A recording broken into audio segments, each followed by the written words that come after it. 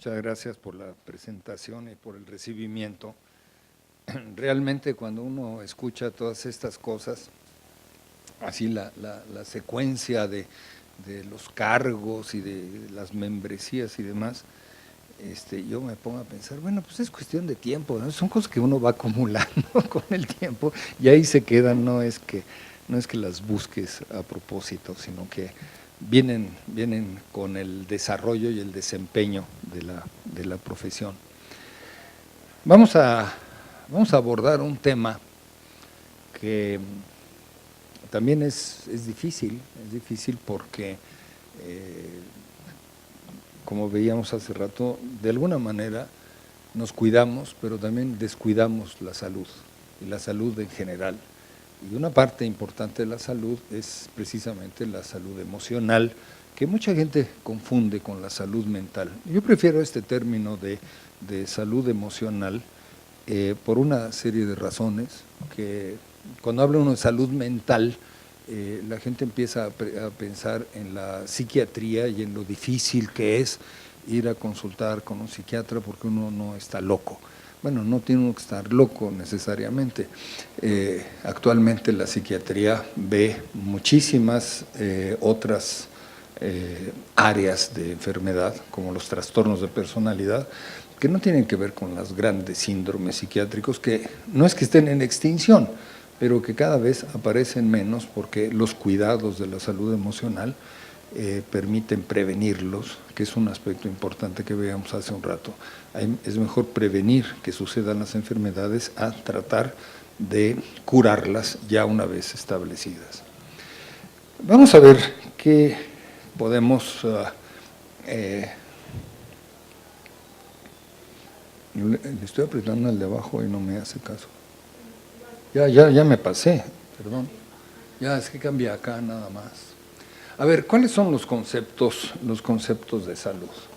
En primer lugar, la salud en general, la definición más fácil es que la salud es el estado de ausencia de enfermedad. Es una enfermedad, es una definición de Perogrullo, como sabemos, pero sabemos que Perogrullo en el fondo tenía la razón. Entonces, es la ausencia de enfermedad. La Organización Mundial de la Salud nos habla de que es un estado de un completo bienestar en general, tanto físico como mental y social, biopsicosocial. Y por último, en los congresos en general se habla de que la salud es una forma de vivir de manera autónoma y feliz. Yo lo considero esto un estilo de vida. Todos podemos elegir un estilo de vida y yo quiero tener un estilo de vida saludable. Entonces voy a ser congruente, voy a hacer mi ejercicio, me voy a cuidar, voy a beber lo necesario, me voy a desvelar lo necesario, lo estamos viendo hace rato, y entonces puedo tener una mejor salud. Pero esta es la salud en general. ¿Qué pasa con la salud emocional? Bueno,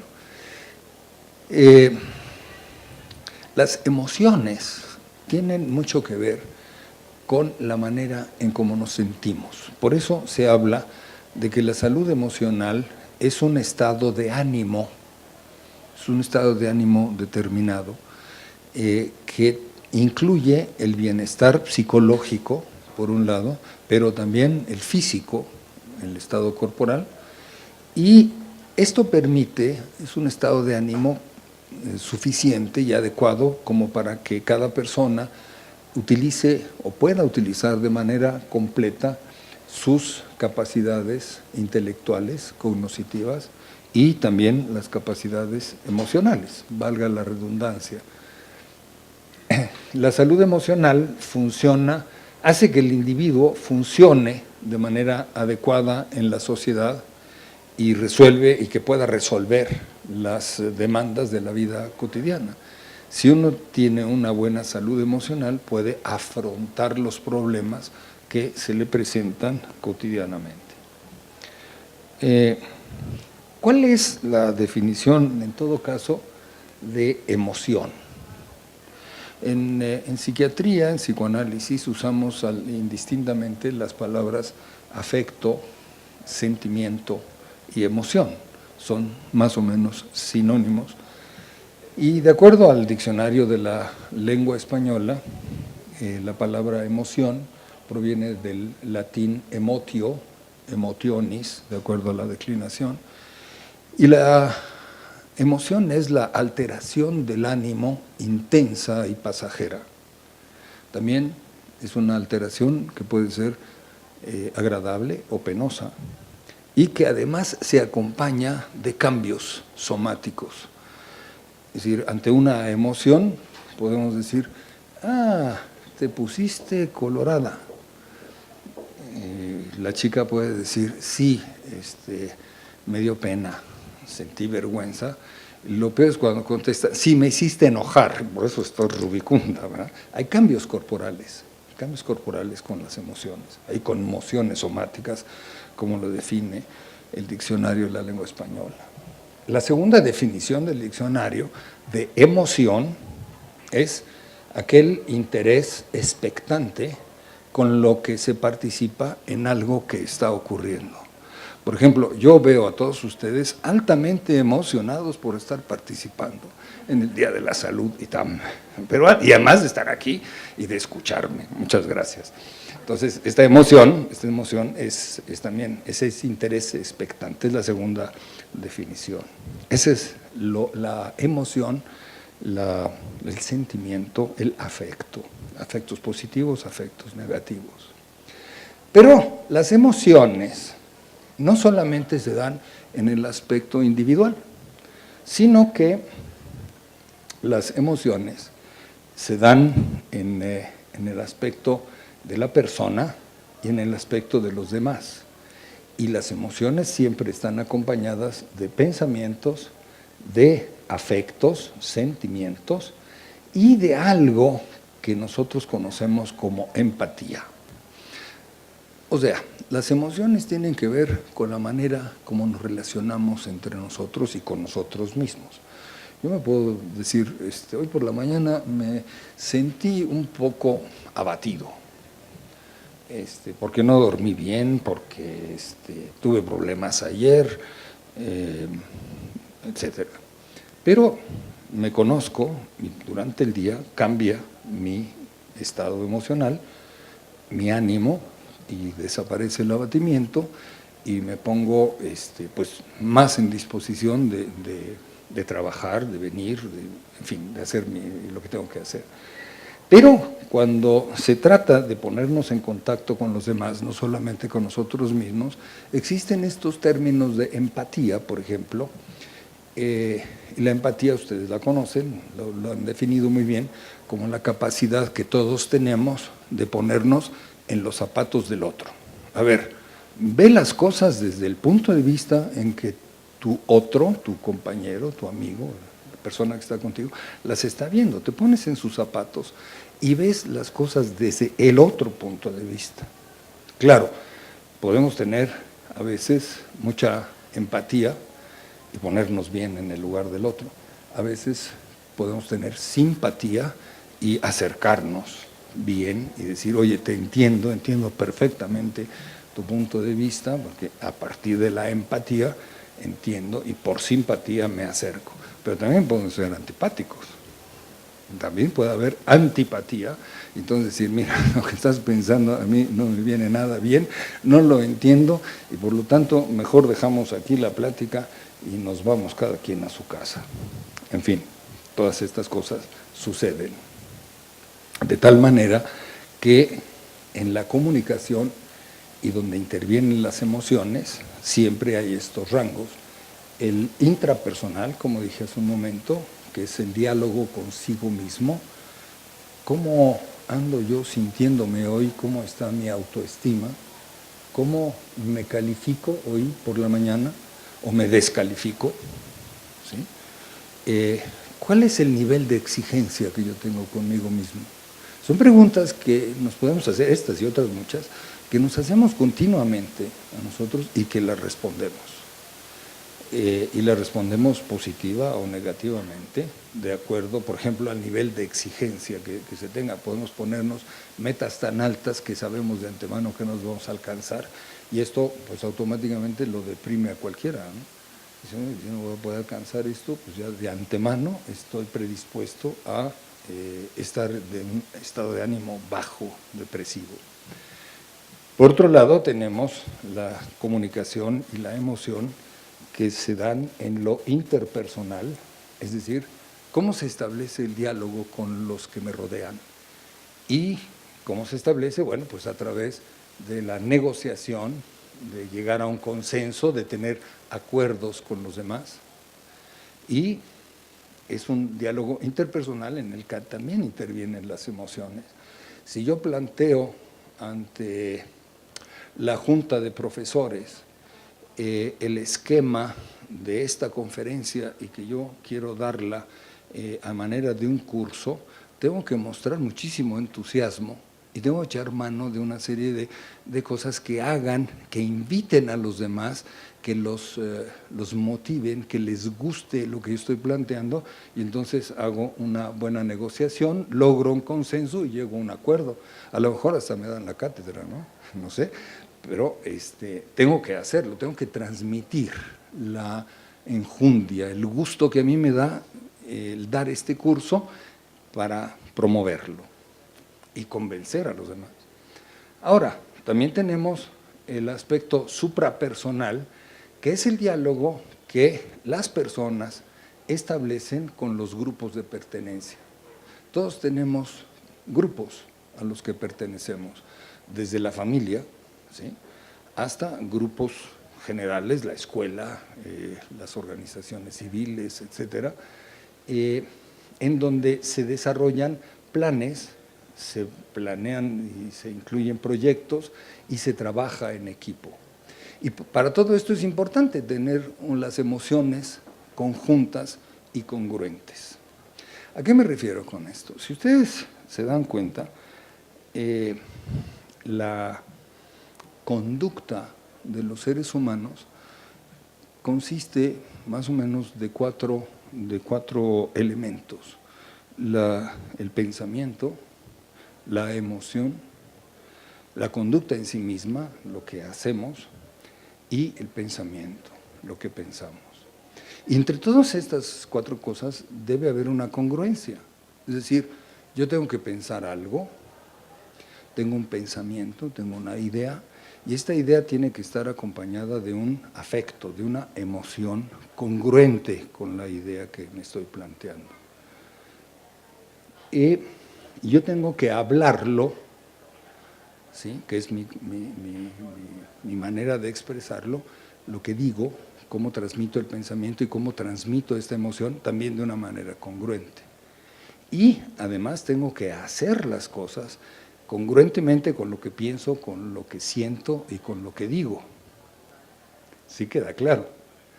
Porque imagínense ustedes, y seguramente me pueden dar muchos ejemplos, que haya una persona que piensa una cosa, dice otra, hace algo totalmente opuesto sin sentir absolutamente ninguna emoción. No quiero referirme a situaciones en especial, pero en política esto se ve muy frecuentemente, no solamente en nuestro país, sino en muchos lugares, ¿no? Esta incongruencia, porque hay que decir las cosas, hay que convencer, aunque después no se cumplan, ¿sí? Y hay que decir, aunque después no se acompañe de la emoción necesariamente ligada a lo que se está planteando. Esta congruencia es lo que consiste efectivamente en tener una buena salud emocional, porque somos congruentes precisamente, no tenemos estas contradicciones. De manera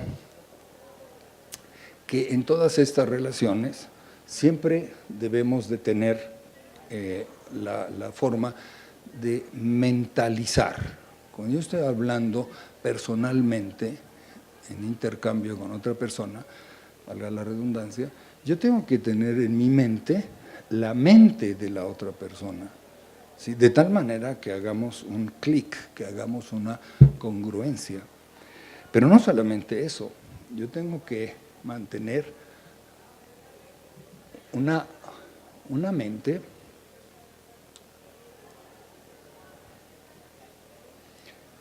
en la mente, pero a esto le tengo que agregar las emociones, porque si no, queda coja la relación entre las personas.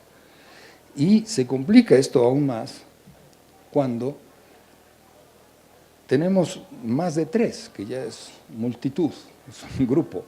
Entonces tenemos situaciones de comunicación y de relación que son primero subjetivas para cada persona, es la subjetividad, por eso esta flecha regresa, pero tenemos una intersubjetividad que se compone también de emociones, y es la manera en cómo intercambiamos las cosas. Por ejemplo, estas personas pueden estar discutiendo muy positivamente entre ellos dos, pero este tercero puede no estar de acuerdo en lo que se discute, y de alguna manera tiene que hacerse valer la intersubjetividad, la manera de expresar las emociones y la manera de expresar las ideas. Si alguno de estos 3 integrantes empieza a levantar la voz, como que se acaba el diálogo, ojo, porque la emoción trasciende, la emoción se impone a la razón. Entonces ya dejamos de tener una mente en la mente y empezamos a tener una emoción en nuestra mente frente a la mente del otro que no está ligado emocionalmente con nuestro enojo, por ejemplo. Entonces hay respuestas intersubjetivas que pueden ser positivas, efectivamente, que pueden llevar a un consenso, o negativas que pueden llevar, por el contrario, a una alteración de la comunicación. Esto se llama capacidad de mentalización. La mentalización es un aspecto que nosotros no nos damos cuenta, pero lo tenemos todos, son capacidades que tenemos y las vamos desarrollando desde pequeños. Las capacidades de percibir las ideas, las emociones o los sentimientos, de poder captar el pensamiento de la otra persona, también las intenciones que tiene y los deseos que tiene el otro. Todos estos son componentes de una conducta interpersonal y de esto depende, y dependemos nosotros, para que desarrollemos una habilidad que es normal para reconocer que los demás tienen intenciones y los significados de esas intenciones que se reflejan en la conducta. Si yo veo a alguien de ustedes enojado en este momento, mi conducta tiene que cambiar. Voy a tratar de hablar de otra manera, voy a tratar de convencerlos de otra forma y me voy a estar fijando en la persona que yo creo, que yo estoy percibiendo que está molesta, que está enojada. Lo mismo va a suceder con alguien que esté bostezando, que no esté tomando los apuntes necesarios o que no tenga la atención presta como yo la espero. Entonces voy a modificar mi conducta y todos la modificamos automáticamente, todos. Esto nos lleva a poder entender a los demás y entendernos a nosotros mismos. Eso es la mentalización, y la mentalización tiene un proceso. Primero, tenemos que percibir los diferentes estados mentales que nos rodean de las personas. Tenemos que percibir también la presencia de los componentes emocionales, repito, y la mentalización se integra como una forma de conocimiento global y emocional de los demás, de tal manera que nosotros podamos, esta frase me gusta mucho, pensar acerca de los sentimientos propios y de los demás, y por otro lado, sentir acerca de los pensamientos de nosotros mismos y de los demás. Es diferente si uno se pone a sentir el pensamiento del otro y se pone uno a pensar acerca de los sentimientos del otro, a simplemente estar en una relación platicando, pues de algo sin importancia o de algo intrascendente, valga la repetición, y donde no se incluyen ni los sentimientos ni los pensamientos que nos llevan o que llevan a las personas a buscar algo nuevo, algo diferente. ¿Cómo se mentalizan las emociones? ¿Qué es la forma de lograr una salud emocional? Primero, identificar los sentimientos. ¿Qué sentimientos tengo en este momento? ¿Qué afecto me lleva? ¿Qué emociones tengo? Tengo que nombrar, definir las emociones que estoy sintiendo, y nada más hay 6 emociones básicas que las describió Darwin desde 1873. Una de las cosas que le interesaba más a Darwin, aparte de la evolución de los seres vivos, era el componente emocional que tienen los seres vivos, en especial el hombre, y componentes emocionales que permiten seguir la evolución, es decir, avanzar y tener una mejor vida. Las emociones básicas solo son 6: la alegría, la tristeza, la emoción o el afecto de sorpresa, el sentimiento de asco, el enfado y el miedo. Podemos estar enojados, podemos estar temerosos, podemos estar, pues sí, asqueados, así, nauseosos, sorprendidos, tristes o alegres. Ahora, nosotros podemos tener y debemos, de acuerdo a la mentalización, a la capacidad de mentalizar, debemos hacer conciencia de cuáles de estas emociones son conflictivas. Y además pueden ser incongruentes. Por ejemplo, a mí me han venido gente a consulta, por ejemplo, me dicen: fíjese, doctor, que yo cada vez que salgo con mi novio y vamos al cine, como que su aliento, cuando se acerca a mí, me produce algo, me da como náuseas. Entonces, pues yo no le puedo decir al muchacho: ¿sabes qué? Me das asco, ¿no? Y no le puedo decir tampoco: lávate la boca. ¿Qué hago? ¿Qué hago? ¿Cómo se maneja esto? Porque es contradictorio. No puedo estar cerca de una persona que me atrae por un lado, pero puede sentir este aspecto de náusea, o me enfada, o cuando salgo con ella, con la novia, me da un miedo terrible porque no sé qué va a pensar. Lo que suele pasar es que no tengo tanto dinero más que para unos tacos y quién sabe si lo vaya a aceptar, entonces tengo miedo, estoy temeroso. En fin, hay una serie de cosas. Y claro, tengo miedo, temeroso, y me sorprende que acepte, ¿no? Vamos a los tacos, órale, vale. Entonces, hay que tener conciencia de las emociones conflictivas y dar significado a las emociones. ¿Cómo se le da significado a las emociones? Bueno, pues intentando hacer un recuento, lo que se llama una narrativa de lo que se está sintiendo y lo que se está pensando en determinado momento, y darle un encuadre, darle un sentido a todas estas cosas para que uno lo pueda entender mejor consigo mismo. ¿Qué otras cosas se hacen para mentalizar las emociones? Bueno, podemos modularlas, saber con qué intensidad estamos sintiendo el miedo o el enojo, con qué frecuencia. Oye, como que tú te estás enojando muy frecuentemente, ¿no? Como cada 4 o 6 veces al día te estás enojado. Creo que es mucha frecuencia. O reconocerlo en uno mismo. Es mucha la emoción que se siente, es mucho el enojo, es mucha la pasión, es mucho el enfado, es mucha la sorpresa, es alta o baja. ¿Cómo está la emoción? ¿Cómo está modulada? ¿Y cómo la podemos modular nosotros? Entendiéndola, haciéndola consciente, dándonos cuenta de lo que sentimos. Y por otro lado, buscar en cómo se expresan las emociones. Las emociones siempre se dirigen hacia afuera o hacia adentro, no hay otra manera. No hay otra manera de expresar las emociones.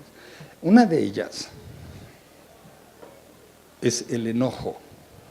Y ese es muy importante, porque cuando se expresa el enojo hacia afuera, Una persona puede ser, pues, puede empezar por ser mordaz y burlarse del otro, pero puede ser hostil, y no solamente burlarse, sino devaluar al otro, descalificarlo. Puede ser agresiva e insultarlo, puede ser violenta, puede llegar hasta la destrucción, hasta los aspectos destructivos, aventar objetos, empujar a la otra persona, qué sé yo, se puede llegar a un nivel de violencia, y estamos hablando de un enojo y de los niveles en que se puede expresar hacia afuera. Pero, ¿qué pasa si el enojo lo invertimos y lo empezamos a expresar hacia adentro? Aquí sucede otra cosa. Entonces, los que nos sentimos mal somos nosotros. Estamos enojados con nosotros mismos, nos burlamos de nosotros mismos, somos sarcásticos con nosotros, nos descalificamos, ¿sí? Baja nuestro nivel de estabilidad. Nos agredimos fuerte, nos descalificamos, repito, nos agredimos, nos exigimos demasiado y podemos ser hasta hostiles y violentos con nosotros mismos. Hay gente que se corta, hay gente que se quema, hay gente que toma drogas, se está lastimando a sí misma. Bueno, hay gente que intenta suicidarse, igual que intentaría agredir al otro. Igual la agresión puede estar dirigida hacia uno mismo y es la misma emoción, el enojo. El enojo es el ejemplo, el enojo hacia afuera o el enojo hacia adentro. Y son las únicas maneras en que se expresan las emociones, repito. Les voy a pasar una lista de emociones, además de las 6 básicas. Aquí puse en amarillo algunas. Por ejemplo, uno puede estar abatido, asustado, puede ser afectuoso, estar avergonzado, estar alarmado, ponerse celoso, verse amenazante, arrepentido, arrogante, o confundido y convencido, o convincente. ¿Sí? Por otro lado, puede uno sentirse culpable o estar expectante, sentirse decepcionado, deprimido,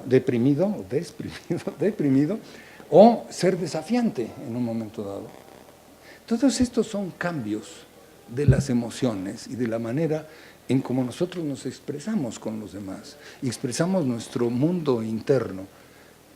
Puede uno estar fascinado, estar firme o ser grosero, mostrarse impaciente, indeciso o indiferente.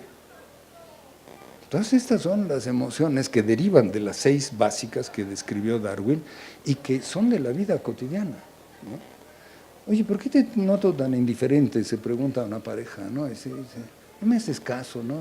Te noto así como que estás, ¿no?, indiferente, indeciso.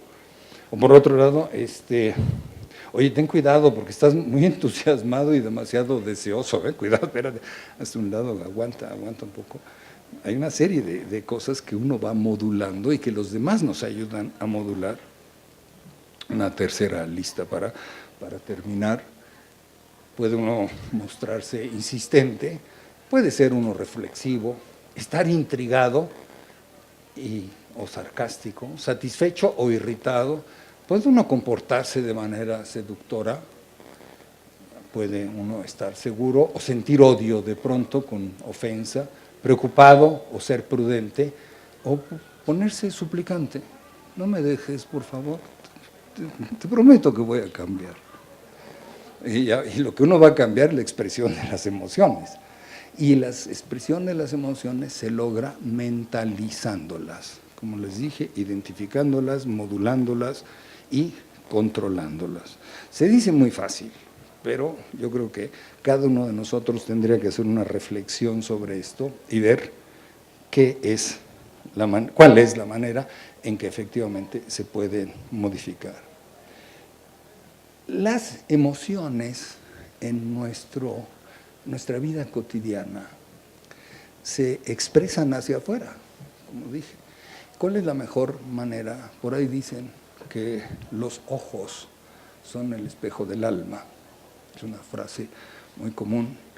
Y les quiero mostrar a ustedes varias fotografías de miradas y que ustedes me hagan el favor de identificar qué es lo que expresa esta mirada. ¿Quién puede levantar la mano y decirme, ¿no? Y luego la siguiente diapositiva es la que va a tener la expresión correcta de la mirada. Miren, por ejemplo, esta. No sé si se vea bien. ¿Alcanzan a ver bien la expresión de estos ojos? Es un señor, es un hombre, varón, que puede estar celoso, asustado, estar arrogante o sentir odio. ¿Qué se les ocurre que puede sentir si se ve? Sí se alcanza a ver, ¿no? La expresión, dime, por favor. Asustado, ¿estará asustado? ¿Coinciden todos? Vamos a ver. Vamos a ver cuál es el correcto, perdón. Ya me fui. Sí, efectivamente, está asustado. Ese es el correcto. Vamos a ver otra. Ah, perdón. No acabo de coordinarme. Asustado. A ver, este joven está entusiasmado, aburrido, irritado, o tiene una mirada reconfortante. ¿Cuál es esta mirada? Irritado. A ver, ¿quién más dice otra cosa? Oh, perdón. Claro, está entusiasmado, más que irritado, está entusiasmado, ¿no? Y es que uno tiene que ver la mirada, uno se puede equivocar, no tiene uno que atinarle siempre, y el problema es ese, ¿no? Claro, uno puede decir, estás irritado, no, estoy entusiasmado, no estoy irritado. Entonces uno corrige y actúas en consecuencia, ¿no? Vamos a ver la otra. ¿Qué ven en esta mirada? ¿Estará compungido? Yo creo que sí, está compungido. Y en esta, perdón, ahí está compungido. En esta otra, esta chica será bromista, agitada, mostrará cierto deseo o estará convencida. Perdón. Sí, efectivamente, está deseosa. Es que yo desde aquí lo veo menos que ustedes. Bueno, a ver, otra más. Será bromista, insistente, entretenido, relajado. Pues este hombre está, ¿cuál va? Insistente. Esa mirada es de insistencia. Creo que hay otra más. Sarcástico, simpático. Está preocupado, efectivamente. Está fantasiosa, horrorizada, impaciente, alarmada. Fantasiosa, está ahí pensando en quién sabe cuántas cosas. Este es simpático, intranquilo, decaído, disculpante. Yo creo que este hombre está medio intranquilo, ¿no? Tiene esta mirada dirigida así hacia, ¿qué estará pasando? En fin, hay una serie de cosas de estas en donde uno puede identificar, debe identificar lo que sucede en cada persona y actuar en consecuencia. Ahora, ¿qué sucede con estas cosas interpersonales? Yo creo que la conducta interpersonal se basa en la expectativa que todos nosotros tenemos de que la mente de uno, la propia mente, puede ser influida, puede ser sorprendida, puede cambiar la mente o iluminarse la mente por el aprendizaje acerca de la mente de otra persona. Yo puedo aprender de todos ustedes, sentirme iluminado por ustedes y cambiar mi manera de pensar, mi manera de sentir en este momento y viceversa. Seguramente ustedes estarán siendo influidos por mi mente, lo que yo estoy diciendo, y pueden sentirse sorprendidos. Oye, yo nunca había pensado en esto que dijo el doctor aquí ahora, pero mira, esta influencia es buena y a lo mejor sería bueno aplicar este tipo de cosas. Pero uno tiene que darse esta oportunidad de fluir, dejar fluir esta interacción, este intercambio de cosas de la mente del otro para la mente propia. ¿Qué nos impide hacer un control emocional? En primer lugar, la ansiedad. La ansiedad, que es una forma también de emoción, nosotros la utilizamos indistintamente con un sinónimo que es la angustia. Oh, perdón. Ahí está. La ansiedad o la angustia es un estado de ánimo que incluye sentimientos de miedo, de inquietud, de aumento de tensión, de tener una gran preocupación y de sentirnos inseguros. Todo eso es la angustia. Y la angustia casi siempre es ante algo desconocido. Si tenemos miedo es porque tenemos conocido el objeto que nos da miedo. Yo le tengo miedo a los perros y cuando salga de aquí, me vaya por las calles de San Ángel, si veo un perro, como yo le tengo miedo, ya lo identifico, le tengo miedo, no le tengo angustia. Entonces yo me hago a un lado, me cruzo la acera, me voy para otro lado, evito el perro. Pero si yo no sé a lo que le tengo miedo, si es algo menos tangible que un perro, entonces tengo ansiedad. Habitualmente la ansiedad es un miedo interno que surge ante situaciones que consideramos muy amenazantes, tanto en lo físico como en lo emocional, ¿sí? Entonces yo tengo angustia de que cuando yo hable por teléfono con la chica que estoy pretendiendo, estoy hablando de ejemplos, no pretendo. Yo ahora pretendo a mi mujer y trato de hacerlo lo mejor que puedo, pero yo tengo la ansiedad de cómo me va a contestar esta chica, o este novio que tengo, o este galán que se acercó a mí de pronto, ¿cómo le hago? Tengo miedo de contestar el teléfono o de llamarlo. Y claro, son situaciones que consideramos amenazantes en lo emocional, también en lo físico, ¿no? ¿Qué tal si me pasa algo? ¿Qué tal si uno puede tener ideas catastróficas? Y esta situación, la ansiedad, se reduce al mentalizar las emociones y el motivo que las despierta. A ver, espérate, vamos a contar del 1 al 10. Un poquito, relájate, respira tranquilo, ponte en un lugar cómodo y dice, a ver, ¿por qué me estoy angustiando? ¿Qué de malo tiene que yo la llame por teléfono?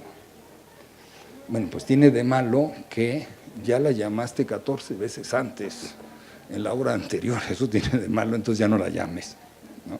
Bueno, entonces ya identifico que, lógicamente, mi ansiedad es de que no me conteste porque ya le he estado molestando 14 veces antes. Bueno, entonces ya me doy cuenta y lo corrijo. O tengo una idea de que me va a rechazar. Bueno, bien, entonces relájate, haz la llamada. El rechazo ya lo tienes, porque ya lo predijiste, ya lo aceptaste, ya lo tienes. Lo más que te puede pasar es que te diga que sí, y entonces vas a tener sorpresa, Ojo, a ver qué te pasa, a ver qué sucede. No sé si se entienden bien estas diferencias y de cómo uno mismo puede ir modulando todas estas cosas a través de la mentalización. Ejercicios simples de relajación, respirar de manera profunda, hacerse el escenario. A ver, ¿qué puede pasar? ¿Cuáles son los escenarios en que yo me puedo mover? ¿Y qué es lo que puede suceder en este escenario, en este otro? Así como si fuera una obra de teatro. Uno, en el control emocional, en la mentalización, debe uno de intentar sustituir pensamientos negativos por otros positivos, agregando sentimientos que uno tiene que rescatar, como la confianza en sí mismo, el éxito o los fracasos en la solución de experiencias anteriores. Esto es un recurso que siempre se tiene a la mano. ¿Qué me ha pasado a mí en otras circunstancias similares y cómo lo he resuelto? Sí, fíjate, me ha ido muy mal porque a veces he tenido fracasos. Bueno, ya tienes el fracaso, ahora puedes tener un éxito. De acuerdo a los fracasos, uno tiene que aprender de la experiencia, no tener la experiencia. El fracaso nos ayuda a experimentar una nueva manera de evitar el fracaso porque uno lo conoce, entonces no voy a repetir lo mismo que hice, entonces voy a lograr otra cosa diferente al fracaso. Y son recursos que se tienen en este sentido para tener el control emocional. Creo que por aquí podemos dejarlo porque lo siguiente…